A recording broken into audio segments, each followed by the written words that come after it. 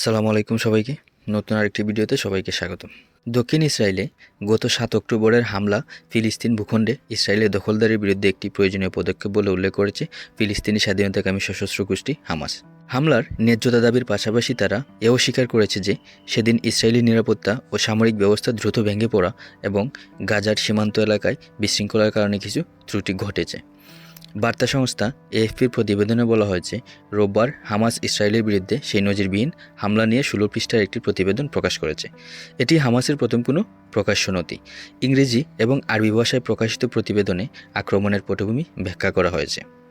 গত ৭ অক্টোবর ইহুদিদের ধর্মীয় উৎসবের দীর্ঘ ছুটির শেষ দিকে শত শত হামাস যোদ্ধা স্থল, আকাশ ও সমুদ্রপথে ইসরায়েলে প্রবেশ করে। রাস্তায়, বাড়িতে এবং একটি উন্মুক্ত কনসার্টে তারা হামলা চালায়। ইসরায়েলের সরকারি পরিসংখ্যানের উপর ভিত্তি করে এএফপির তথ্য অনুযায়ী হামাসের হামলায় প্রায় ১,১৪০ জন নিহত হয়েছে, যাদের বেশিরভাগই বেসামরিক নাগরিক। নিহতদের মধ্যে প্রায় ৭০০ ইসরায়েলি বেসামরিক নাগরিক এবং ৭৬ জন বিদেশি রয়েছে। একজন ইসরায়েলি এখনও নিখোঁজ। সাম্প্রতিক ইসরায়েলি পরিসংখ্যান অনুসারে হামলার সময় বন্দুকধারীরা প্রায় ২৫০ জনকে জিম্মি করে নিয়ে যায়। ইসরায়েলি কর্মকর্তারা বলেছেন, গাজায় প্রায় ১৩২ জন বন্দী এখনও রয়ে গেছেন। তাদের মধ্যে অন্তত ২৭ জন নিহত হয়েছেন বলে ধারণা করা হচ্ছে।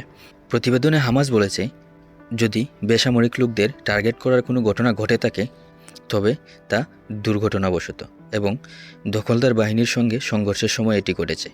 ঘটনার আকস্মিকতায় বিভ্রান্ত হওয়ার কারণে ইসরায়েলি সেনাবাহিনী ও পুলিশের হাতেই অনেক ইসরায়েলি নিহত হয়েছে।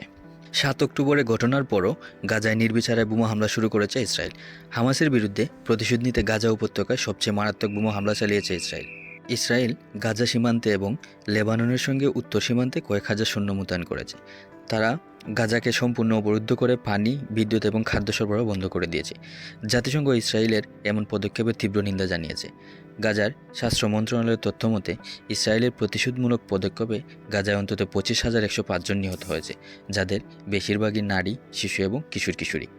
ইসরায়েলি কর্মকর্তারা বারবার অভিযোগ করে আসছেন, ৭ অক্টোবরে হামলার সময় হামাসের যোদ্ধারা দলবদ্ধ ধর্ষণ, যৌনাঙ্গ বিকৃতি করা এবং শিশু ও মৃতদেহের সঙ্গে শারীরিক সম্পর্ক করেছে।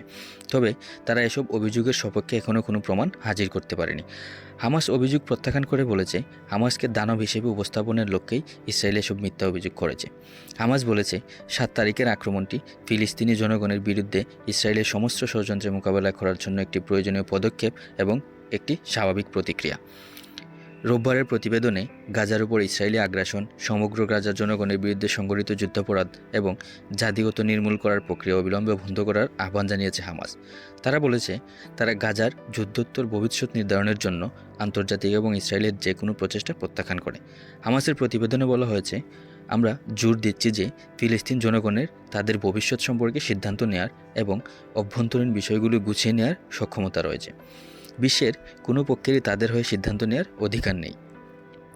সংঘাতের ঐতিহাসিক উৎসের দিকে ইঙ্গিত করে হামাস বলেছে, আধিপত্য ও ঔপনিবেশিকতার বিরুদ্ধে ফিলিস্তিন জনগণের যুদ্ধ ৭ অক্টোবর শুরু হয়নি, বরং ১০৫ বছর আগে শুরু হয়েছিল।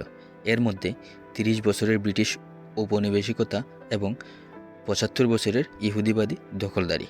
ফিলিস্তিন জনগণের দুর্ভোগের পেছনে আইনিভাবে ইসরায়েলি দখলদারিকে দায়ী করেছে হামাস। ধন্যবাদ সবাইকে।